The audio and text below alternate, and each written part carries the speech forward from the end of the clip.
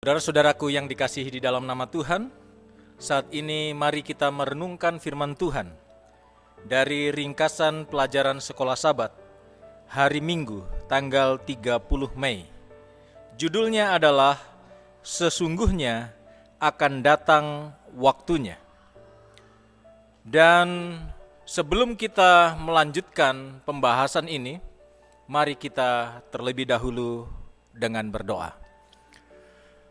Bapa kami yang bertahta dalam kerajaan sorga, kami ucapkan puji syukur dan terima kasih Tuhan memberkati kami, menyertai kami. Saat ini kami akan belajar firman Tuhan. Kiranya Engkau mengurapi kami dengan kuasa Roh Kudus-Mu, agar kami boleh mengerti akan firman Tuhan. Bapa di sorga, kiranya Engkau memberkati kami. Doa ini kami persembahkan dengan percaya di dalam nama Yesus Tuhan dan Juru Selamat kami. Amin.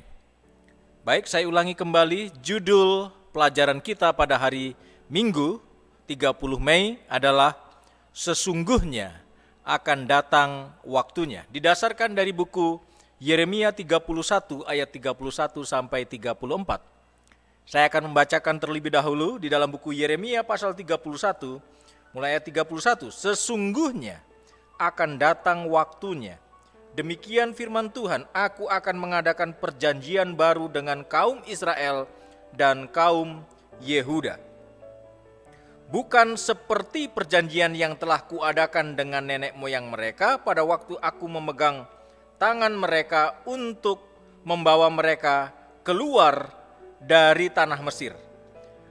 Perjanjianku itu telah mereka ingkari, meskipun aku menjadi tuan yang berkuasa atas mereka. Demikianlah firman Tuhan. Tetapi beginilah perjanjian yang akan kuadakan dengan kaum Israel sesudah waktu itu.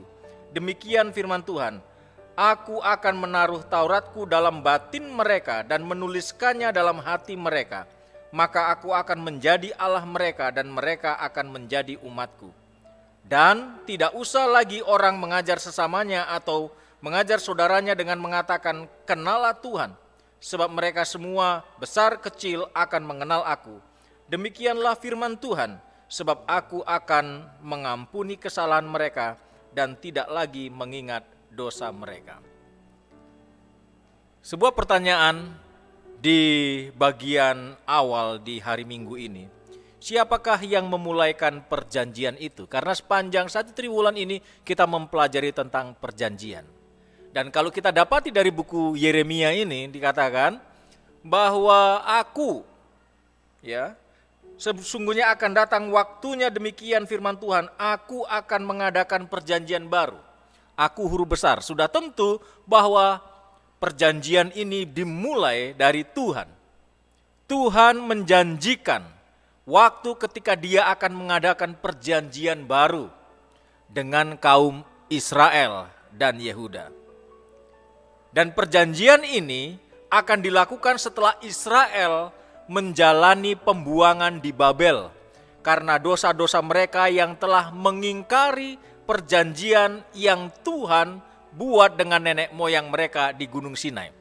Jadi kita dapati bahwa bangsa Israel melanggar perjanjian antara orang Israel dengan Tuhan. Itulah sebabnya Tuhan memperbaharui perjanjian ini.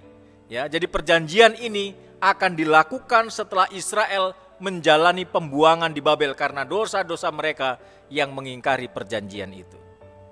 Dan saudara-saudaraku, di dalam keterangan pelajaran sekolah Sabat hari Minggu, perjanjian baru ini sebenarnya tidak baru dalam arti kata segala sesuatu benar-benar baru dibandingkan perjanjian sebelumnya yang Tuhan buat di Gunung Sinai.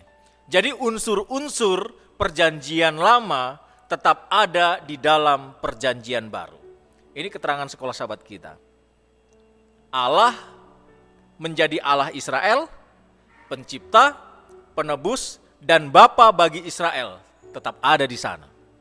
Lalu Israel sebagai umat pilihan Tuhan, anak-anak Tuhan yang ditebus dari perbudakan Mesir, harta kesayangan imamat yang rajani juga tetap menjadi perjanjian itu. Perjanjian itu tetap ada. Jadi syarat-syarat dan keberadaan hukum tetap ada di dalam perjanjian baru. Sebagaimana di perjanjian lama itu.